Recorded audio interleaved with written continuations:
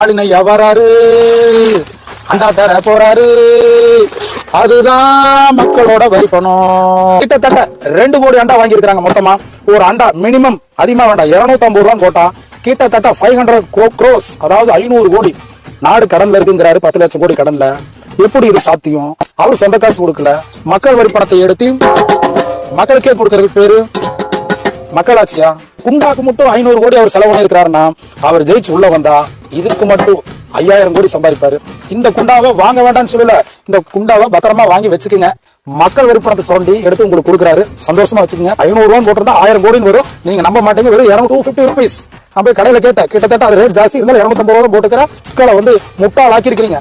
75 வருஷம் கட்சின்னு சொல்றீங்க. உங்களால மக்களுக்கு செஞ்ச பணியை சொல்லி உங்களால ஓட்டு வாங்க முடியல. பாத்தீங்கன்னா மேற்கு மண்டல பொறுப்பாளர் செந்தில் பாலாஜி என்ன இலவசம் கொடுப்பாரு, யார் வீட்டு காசும் தெரியல.